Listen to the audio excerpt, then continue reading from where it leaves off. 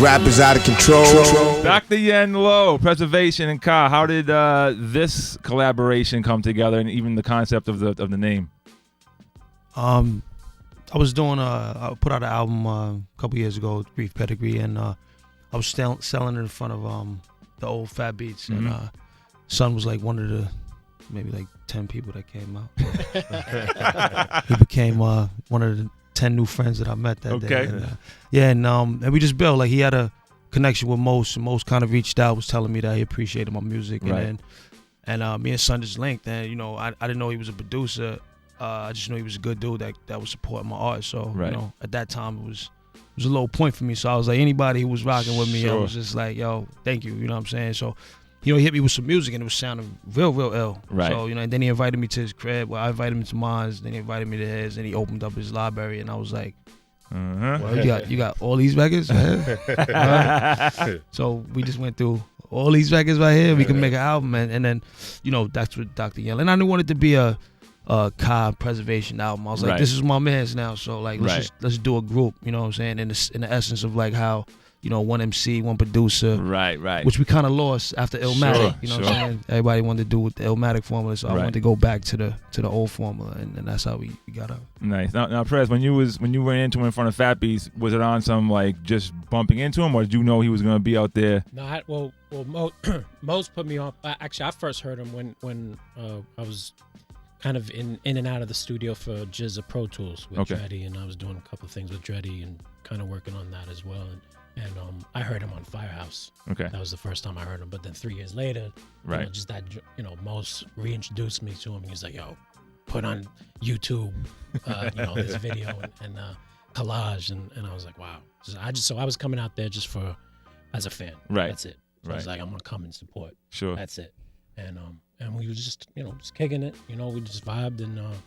And for me, I wasn't coming as like, oh, here's some beats. Right. It was like, you don't need a producer. You're good. You don't need anybody. You're doing just fine. Right. So it was just, and then it was just kind of built, and you know, we just talking music. And when I came to the crib, I was playing 45s. I was just like, I'm gonna bring music. Right. I'm not gonna bring beats. You know. Right. I did give him. I think I gave you some. You asked me for. Yeah. You asked me for something, and I was like, yo, you know, hit me with some music, and I played him some stuff, but none of that stuff, you know, was just kind of just like, you know, right. It was kind of like, all right, he's good. Set it up, though. He's good. Now let's start from scratch. Right. And as you know, we built a friendship. That was the most important of it. So that's good. That's where it blossomed to something. Now, how many joints in before you said, you know what, we got to do an album?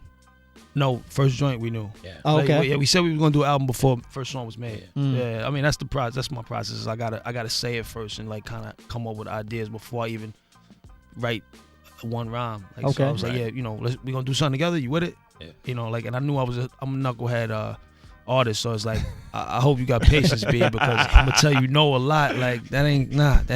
That ain't what I'm trying to do. You got 2 years in your life. You got 2 years to do this. Now let me ask you this question: when he does find a beat, does he get amped? Well, he's amped right now. What are you talking about? He's amped right now. Yeah, I zone. You know, like my ladies say, I'm Rain Man. Like I don't hear nothing. I just hear that.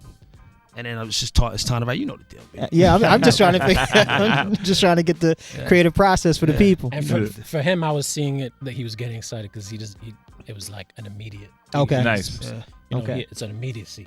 He's hearing the beat as it's being made. Okay. You know, so. Tell us about the concept of Dr. Yen Lo and how you all decided to choose that for the name.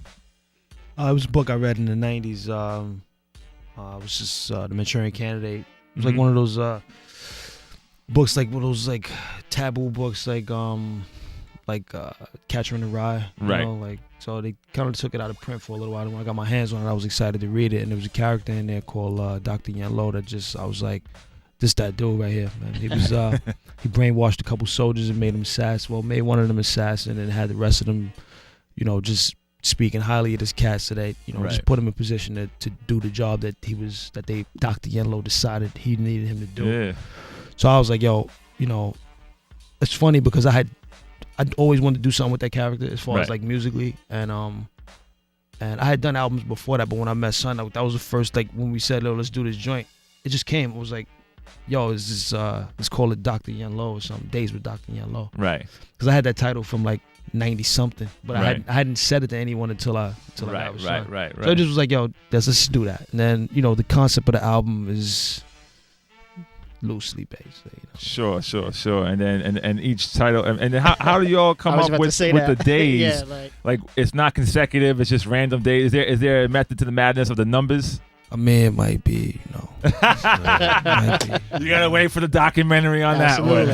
You know, I mean, we hope that it's important to people enough that they come back to it. Like, you know, Okay. right now, like we know that right now this ain't the sound of the time right now, but we hope that in the future, like I mean, in the past, in the future was the past, whatever it is. We hope later on in life that people just come and you know, be like, yo, what was these cats right here? And then they like, you know, they kind of get into it and they see the seriousness of Okay. That's a double, you know, XM radio series. There you go. Yeah, the seriousness of But it. the crazy thing about Ka's music is I haven't met anybody that likes your music. They all hate it, right? They love it. Like, Oh, like I thought there's they no all hate there's, it. no like there's no middle ground. Yeah. Like I've never heard anybody say, yeah, he's alright. Like anybody that Oh, that's speaks dope. about that's for real. Thank you. Like you. whoever speaks about your music is a huge Those fan. two people, right? They love us. the other 9 people that were all the time families. Yeah. There Nah, was it is a love hate thing for us. Like you either love it or you hate it. It's like I get no in between. They like, yo, this is corny, baby. Like, what's the excitement about him? He ain't even saying nothing. And then there is the other people, they be arguing. Sometimes I check them and they be arguing with each other. Or like, no, what are you talking about? He's a genius. Then others like, he's garbage. You know what I mean? like, so it's weird. Like that's a weird thing. Like many artists, like sometimes it's always that middle ground. But with Ka, like from the moment I heard him and the first time somebody put the guy that put me on to you was a huge fan. Dope, so it's like, yo, you gotta check this dude out. I'm like, Ka, who is Ka? I hadn't heard of him. But then when I went back, I had heard of you. You know what I mean? You know what I mean? Because it's a small circle. Exactly. And then when I heard the music, I was like, okay, I see what he's talking about. Yeah, I'm glad you, because a lot of people like they just like, all right, whatever. Like it's just, you know, it's so many battles. I'm a lyricist, so I listen. You know what I mean? So I don't care the cadence. I don't care about the beat. I want to hear what he's saying. So just like the record that you just played, like you never failed the chin, you never bounced the chin check. I listen. I listen. You know what I mean? First and foremost, because I have a funny voice, so I had to listen. You know, I had to make sure the words was right. You know what I mean? So thank you. I appreciate that. Absolutely. Coming from a lyricist that I respect too, like that's what it's about. Like, you know, I know that we don't have many of us anymore that really even care for that part of the craft. Like, you know what I'm saying? There's a lot of style right now. It's about style and swag and all that. The substance and the pen game. Like, you know, to take 2 months to write a verse, a lyricist, no.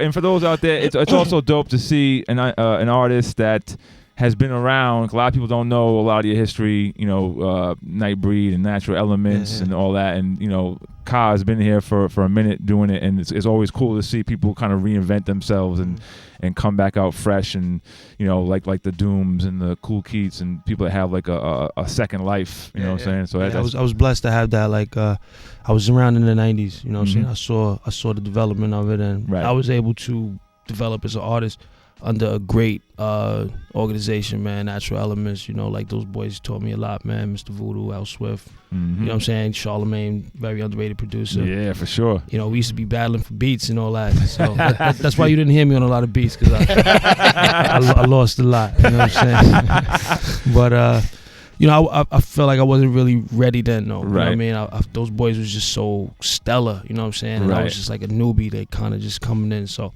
I under their tutelage, I learned how to, you know, make songs and what's a hook, or what's a bar.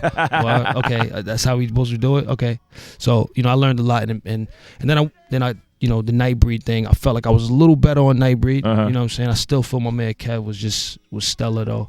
You know, so I learned from him too. And then I went away. You know what I'm saying? I just went away, and I was like, I need to get real good. If I get the opportunity to come back again, I want to be that dude. Like, you know, like, yo, his pen is crazy, and that's what I wanted. You know? And you know, I don't know if I'm there yet, but I'm trying. Yeah. You know?